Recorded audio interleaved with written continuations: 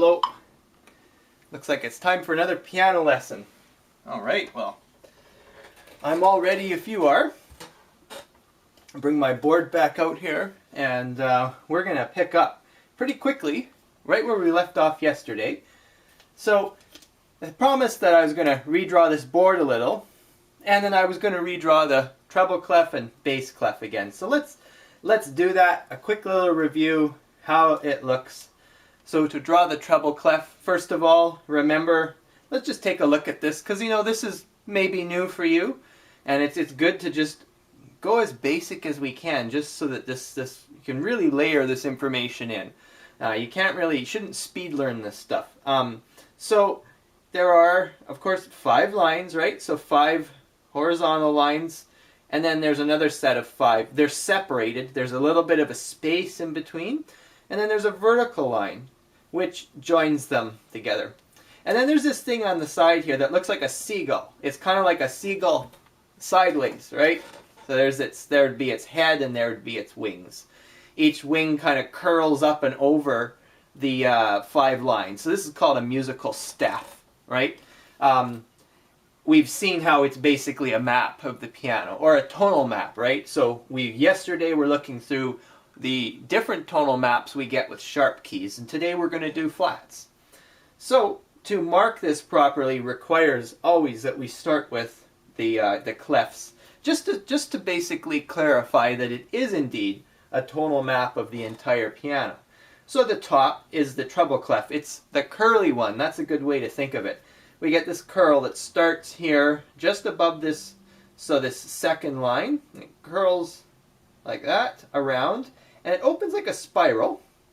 So when it gets right in the middle here, it inflects and turns the other way. So now what we want to do is we're turning with the intention of driving a line down, kind of diagonal. It's almost vertical, but it's slightly diagonal. And then it curls up, and you just do this little circle in the middle. With a lot of practice, you get good at that. I don't think there's such a thing as a perfectly hand-drawn treble clef. As long as you know that you open from your left to the right, you curl around, open like a spiral, you come around, you turn the other way, and you create this little loop up here, and then you have this almost vertical, but slightly leaning to the right line here. It goes all the way down, and then it curls the other way, changes direction, and it closes in this. So this is the treble clef, and the home base of the treble clef is the B above middle C. So remembering, we can chop our piano in half, right? Here's middle C. So when we do the treble clef, the 5 lines above, the B is like the home base. That's a nice way to picture the fact that you've got 2 lines below and 2 lines above. And a line is, you skip a note, right? Because the space also is a note. So we go from B, D, F, B, G, E. And that's all these notes. And so the bass clef, the one on the bottom here, is much easier to draw. You just do this little curly, this little kind of like a circle, similar to this end circle here, and you curl around, and you hook this right down here. So that is the trick with the bass clef. It kind of, where it ends, you'll see it goes slightly into this space. Sometimes it'll curl a bit more. That actually will come down to typography, because most of the time music is printed and so just like how you have different fonts in Microsoft Word, there are different fonts when printing music, and so sometimes the exact curl will change. The most important thing is you know that you start here on this 4th line from the bottom. You curl up and around, and it's just one long loop that curls around and then kind of ends about where, it's almost, think of it like a bow, right? If this were a harp, right? That's maybe a good visual. Imagine just like a big harp with a nice kind of like broad top and a curling base, okay? But maybe it's upside down. And then you put these 2 colons here, and that is a bass clef. And what that tells you is that then on the bottom, this is the tonal map for the rest of the piano down here. Okay, home base is D. So just like we had the 2 notes above B and 2 below B for the treble clef, for the bass we have the 2 above. So F and A. So F and A. and then the two below, B and G. So this is B, this is G.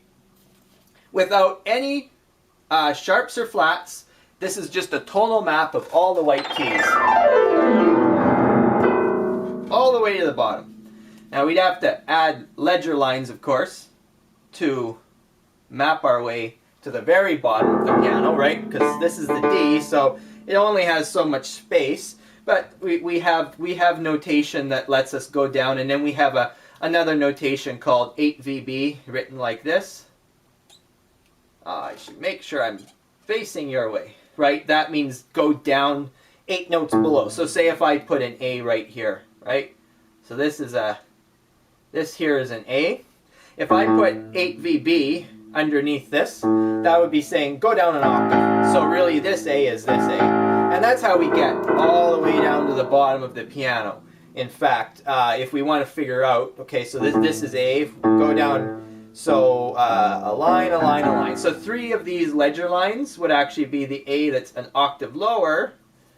And if we wrote 8VB under this, right, kind of look like this, you'd put 8VB.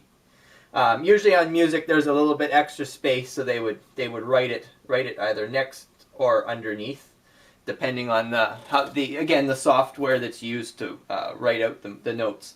But you'll see this symbol, it's telling you, and there's a little bracket enclosing whatever notes, and that would mean don't hit this one, go even lower, okay? And we do the same thing in the top, right? With the treble clef, okay, this is this middle C, so this is the B. If we want to go up to this line, that's F. Now we need to go, we usually see a lot more ledger lines in the top. You learn with practice to identify them. So for example, 3 of these takes us up to E, right? You kind of just skip a note in between as you hop your way up, so that's 3, right? And then if we went 4 ledger lines, that would be the G. If we went 5 ledger lines, that would be the B. And then so we have, if we filled in this note way up here, it's kind of so crazy high, right? I'm doing this for a reason, because I want to show you what this top note would look like. Well, I kind of squished myself here. Let's do this again. So we know we've got 5 ledger lines, 2, 3, 4, 5. And then we're actually filling the space. And what you would see up here would be a 8VA. Okay? 8VA, think A ascending. 8VB, think B descending. This means play 8 notes higher. 8 is also called an octave. So that's what this top note would look like if we were running all the way from our home base in the treble clef up to the top. Okay? So pay attention to that. Mostly in music, very, very rare we hit all these notes because they sound so high, but it just depends on the piece. Sometimes that is part of what the melody is doing. So we have a tonal map, and what we saw is if we added sharps in, so F sharp, C sharp, G sharp, D sharp, A sharp, we saw E sharp could be in there, and then we kind of stopped there, because if we go up the circle of fifths to G, to D, to A, to E, to B, the 6th time we hit this this F sharp up here. So that was how we added all our keys in, and we saw basically how to make 6 different tonal maps. What we're going to do now is show how you can go the other way, and I can do this pretty quickly because we're basically going to do the exact same, we're going to do the same thing that we did yesterday, but we're going to go down the circle of fifths, and we already know that. It's analogous. It's just like if you put a mirror right here in this, so middle C, this D here, and you mirrored the motion, right? So with the flats, you go B flat. See, what I'll do is I'll show you how, if we remember the sharps, you just maybe go silent on this hand and we'll just play its mirror image. So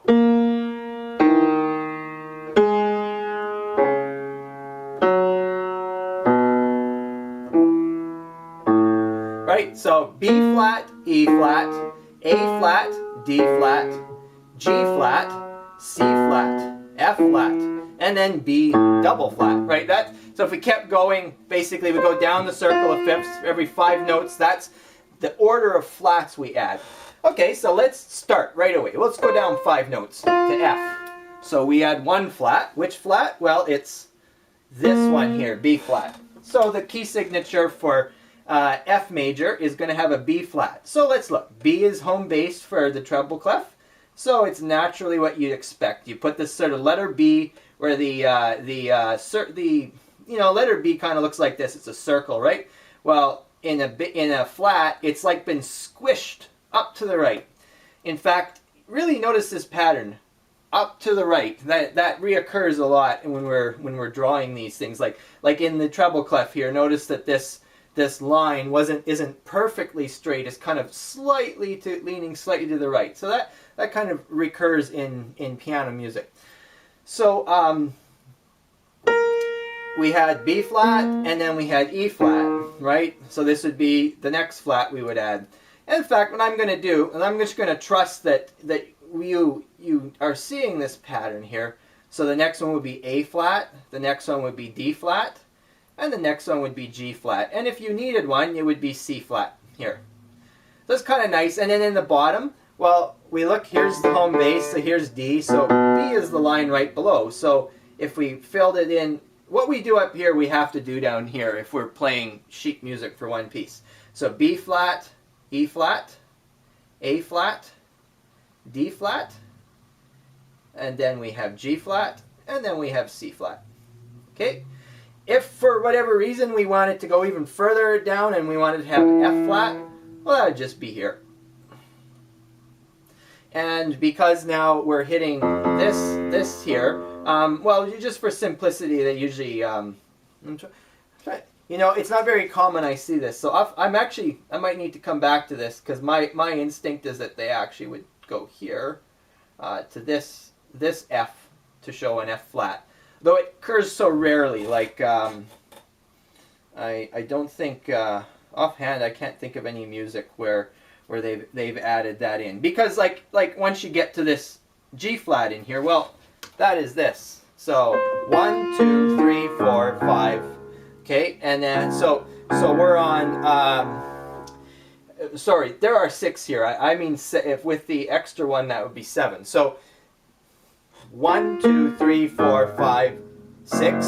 So 6 takes us to G flat. So that has a C flat in it. That's all the notes that would be there. So if we did this here, this is the key signature for G flat major. And if you look at it as a tonal map, basically with white keys, with flats, what we're doing is we're going to take the rule that C is flat. Okay, so this C top here we wouldn't touch. We just start here, and then we would have this. This would be F, and then we would have. I'm going to do these in clusters, right? So because these are flat, then we have C flat, then we have all these flats, then we have F natural.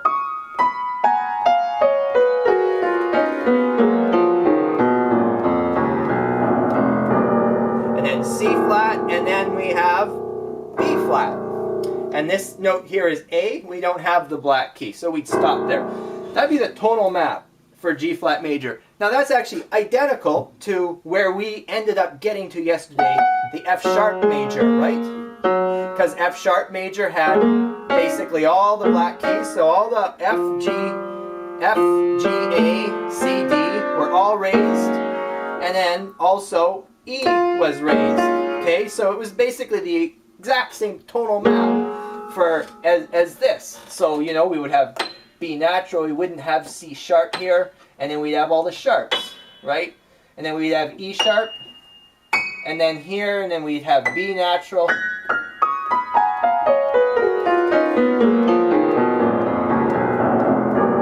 And then we have B, and then we have A sharp. It's the exact same notes, because this is where the circle of fifths overlaps. So we can go up all the way, and we would hit the same thing we'd reach going down all the way. That's why it's called a circle of fifths. It's this nice circle. We start at C, right, and we just work our way, so we can go C, G, D, A, E, and then we get to the bottom. This is F sharp slash G flat, right? Because going the other way, if we imagine going down as going Counterclockwise, we have F, we have B flat, we have E flat, we have A flat. Oh, I'm running out of room here. A flat. 1, 2, 3, 4. 1, 2, 3, 4, 5. Yeah, that's right. So that's right. It's spaced this correctly. So there's basically 3 on each. I feel like I'm missing something here. Oh yeah, that's what I did. I squished these together. Maybe I'll space these apart a bit more. A and E. There we go. Or A. Okay, sorry. Probably help if I actually did walk through this, because we have D, we have A and E, and then we have B. That's what I'm missing. Okay, and then likewise we need to. I knew we were missing something. We're missing a D flat. Okay, so usually when you see this drawn out, it's much bigger. It's kind of I see sometimes instructions where they'll say, "Here's a circle of fifths memorized," and it's kind of like, how are you going to remember that? Like, why these notes? I would rather you see where this comes from. So now I'm drawing this. You'll probably see this diagram other places, but I'd rather you see this after, like, this is totally like, oh, that's just the thing that you've been doing in the last, like, 20 videos, which it is, right? And so you'll see this often written where the clockwise motion is basically jumping up by 5 notes, right, until you hit this F sharp. And then the idea is that this F sharp is also G flat. So if you went down 5 notes, you hit the G flat, and they overlap at the beginning, so hence this slash. All right? I'm going to erase this. That shouldn't live in the middle of sheet music. So this is the idea, right? Like we basically could do all the tonal maps. So for example, we go down. I'm going to actually go backwards, okay? Let's work with some advanced concepts, okay? Since we're not so advanced, but sometimes you understand a problem when you have to dig your brain in a little, okay? So here we are on G flat, right?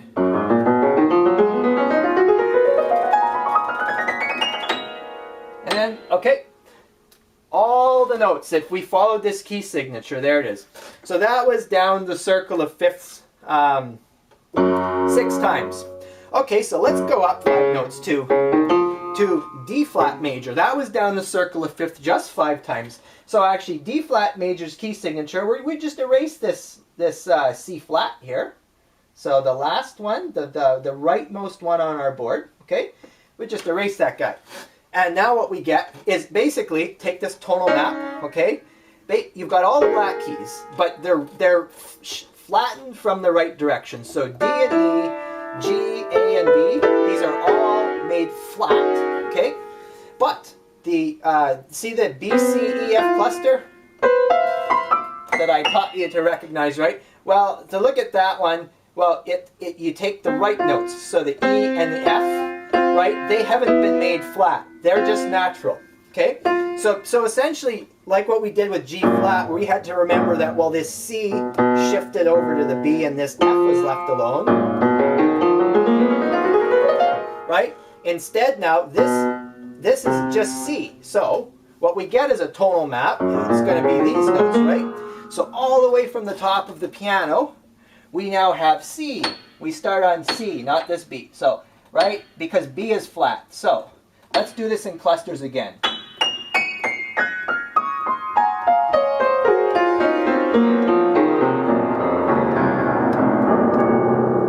And then, so there's that C, and there's that B flat, and then we would have A flat. So that's the tonal map we'd get with D flat major. So keeping in mind, like, you know, we could write, and what we could write, I was doing the scales. I'm not going to do that right now, because right now the pattern is a little more important than writing the scale out. But if we wanted to write just the D major scale, right, we would just go on this here. So here's our home base of B, so that this is E, so the note below is D, and we would just like fill in these notes. So 7 of them, right? And just go line space, right? And then the top 8th note, that is the D again. That's the top D. Now, in this case, though, it's D flat. So anywhere where you would have a flat symbol here, that particular note, wherever it occurs, whether it's on these lines or elsewhere, it is going to be flat. So this is like your rule book. You kind of look at it ahead of time, and then you just got to remember, hey, if I ever hit a D, it's actually D flat. And so this is what trips people up, because you'll see the key signature, and then you'll be playing later bars, and then you'll forget, oh right, that's flat. So this is why it's good to burn this in. Think of it like a tonal map. I want to teach that to you that way, rather than just thinking about, oh, this is the D major scale, and then someday you're like, well, there's all these notes up here. Are they flat or not? Well, yeah, this is just like a rule book, like a code, if you will, before things ensue, so you know what everything's going to mean. So yeah, let's continue our trend here. Just erasing, so basically going up the circle of fifths, 5 more, so we're getting close up to C. What we would do is we would erase the next flat, which is G flat. So there's just 4. So B flat, E flat, A flat, and D flat. And that's the scale we would get for A flat major, right? So here, the G is not flat. So we have basically these 2 white keys that are all left alone, but otherwise, these 2 black keys almost sounds like something from a Mario castle, or one of those Bowser castles. Okay. Anyway, so what would that tonal map look like? Well, it's similar, except in this case, where this leftmost of the 3 black keys, wherever you see this cluster, it's going to look like this. So just the 2 right ones are made flat. Okay, so what we have is we have C, and then with these flats, but then these 2 white keys. These flats, this 1 white key, 2 flats, 2 white keys, 2, right? So you see the pattern?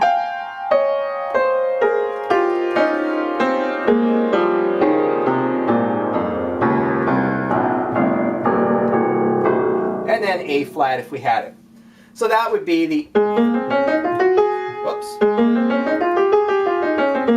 Ignore that thing that I screwed up. Okay, so this would be left alone. Okay, so that's A flat major. Let's go up some more. Let's go up to E flat. So we'll erase the rightmost flat again, and erase part of my line with it. So yeah, I'm going to have to tidy these up every lesson, I guess. So now there's just 3 flats. Which one did we remove? We removed the D flat. So just like we have this 2 white key cluster open up here, now we got this nice cluster here open up. So think about it like you got these 3 black keys. So this cluster has just opened up on the left side. Likewise with the 2 black keys, there's 3 white keys that kind of are down, almost like a foundation underneath it, right? So these 2 open up, and now we just have here. So wherever we have an E, an A, and a B, I still can't get the Mario, what is it, the level with the cannons? It must be Mario 3 where they have those cannons. Anyway, I'm sure there's something like that going on in there. Anyway, so remember that. Hey, there's a song you could learn. So going down from the top of the piano, right, we have this cluster, but now what changes?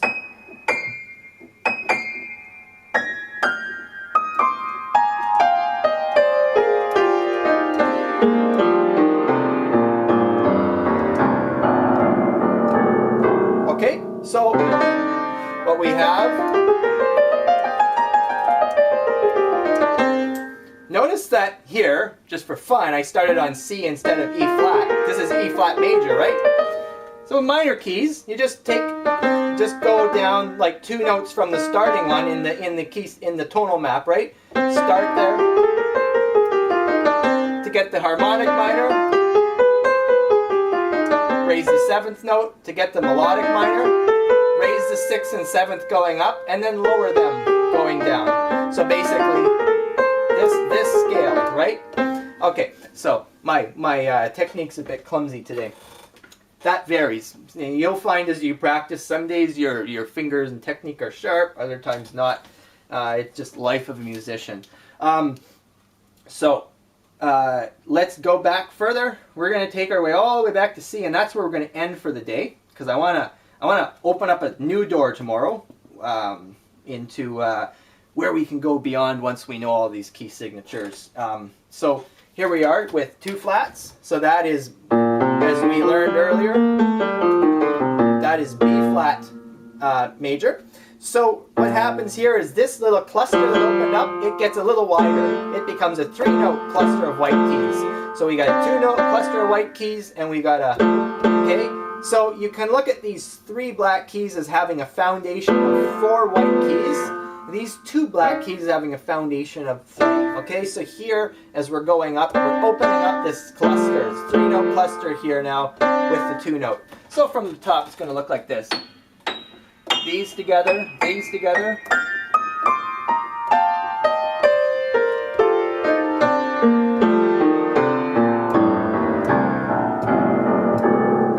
Okay, so there's basically the tonal map that we get with just these 2 flats. So B flat major. Now if we erase this E flat, okay, well, we just got 1 flat.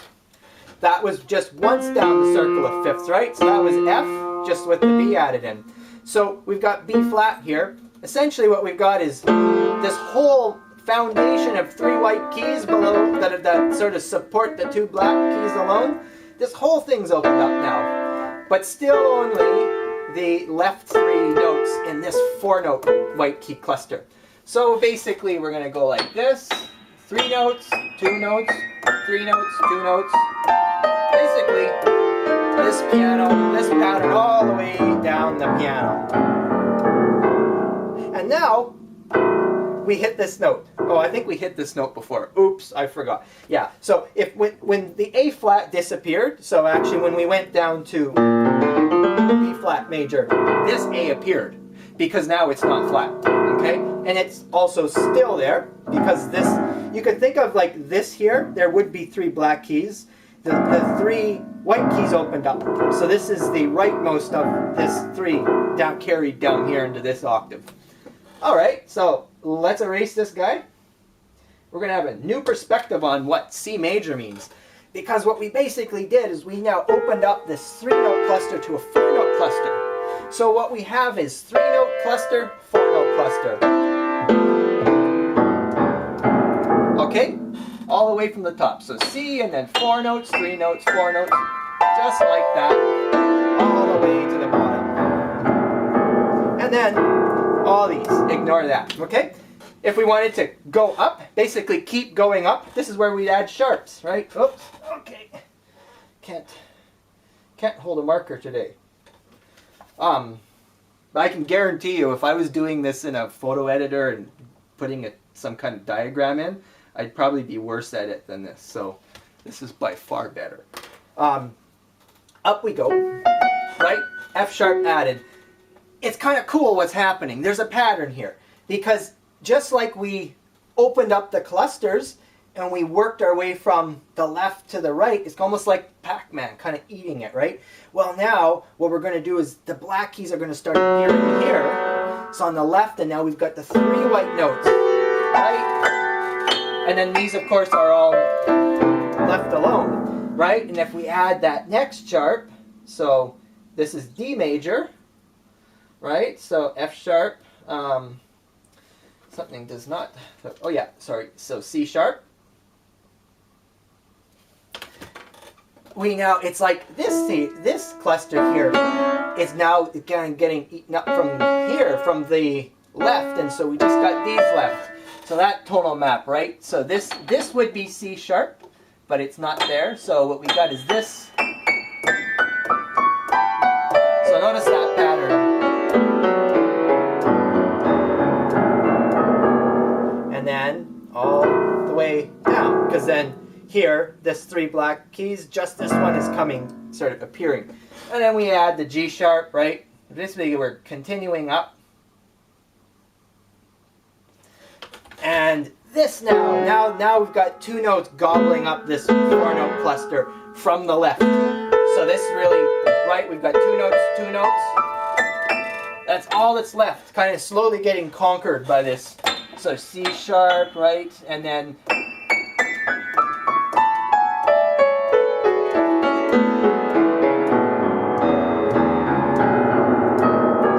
okay, and then we add a D sharp, and we're just going to keep eating it up. But which way? What does it look like? What's the pattern? Well, now this D gets raised. So now this whole foundation, right?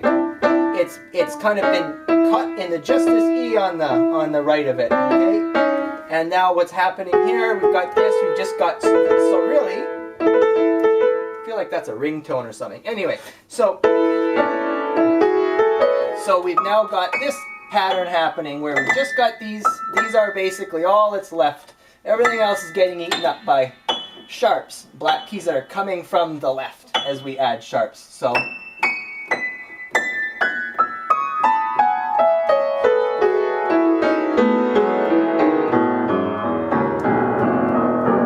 and then there.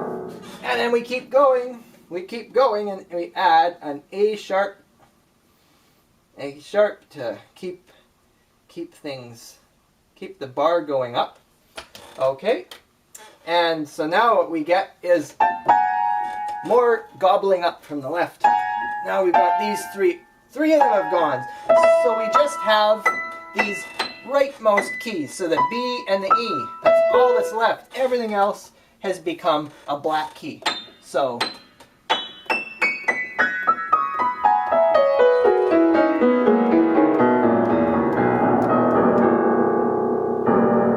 and then there's A sharp.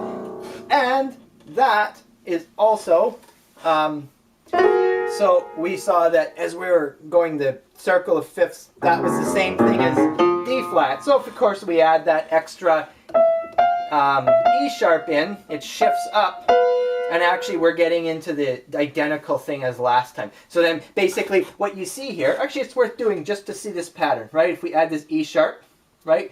This is the same tonal map as G flat major, right? So we add in this E sharp here. And what I want you to see in terms of this pattern, what you get is this, because we had this thing getting gobbled up from the left. Well, now it shifts. This is like where the tide turns in the battle. Suddenly now the white keys are gonna win the battle. They're gonna start getting added, and the black keys are gonna get gobbled up. Okay, but this is right where it starts, right here where we shift gears.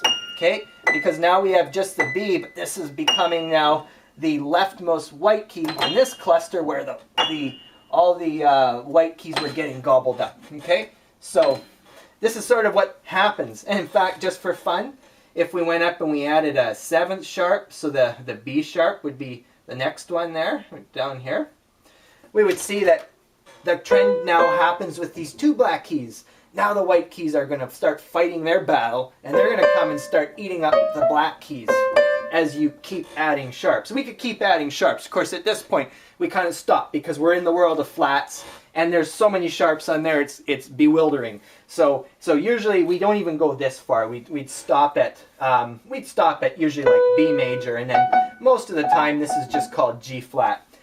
What I want you to appreciate in this whole tour, I went a little extra today, but it's so that you can see that there are 24 tonal maps of the piano, all made by these lines. So this is where all the white keys are winning, right? And basically, depending on which way we go, we either have this war that happens where the black keys start coming in and eating up the white keys, and then it shifts around, right? Or else it comes from the left where the black keys start eating up the white keys. But that's the little pattern that emerges in the piano, and that is all the ways that you could touch these black keys. I told you at the start that initially we're just going to see how to get all the white keys, but then I was going to show you how you can get all the black keys. Well, I'm going to take it a step further tomorrow, and I'm going to show you how you can really get any black key without this key signature, because this key signature is great, but a lot of times composers will add a chord or a note that doesn't fit, and they have to do something about that. Well, that's basically going to let us know how to write any note on the piano without worrying too much about key signature. So that will be for tomorrow. But I think that's enough for today. You've taken quite a journey. For fun, I would say, if you want to really absorb a lot of this content, get a board. Follow along, pause the video to write it down, maybe go back and rewind if you have to, but go through this yourself, write it down, play it at the piano, watch this little battle of the, the white keys eating up the black keys, or the black keys eating up the white keys. It's a bit like sort of a game of chess, right? Or like chess on the piano. So, you can have fun with that, but this will really help you internalize these concepts. So I think I'm going to go back to practicing, and I think it'd be a good idea if you also started practicing for the day, working with this, or maybe you can find some pieces and different key signatures. Now that you know them all, you could start reading any music with this knowledge, remembering that this is your guide to what your tonal map will be for whatever key you're playing in. So, until next time, keep practicing.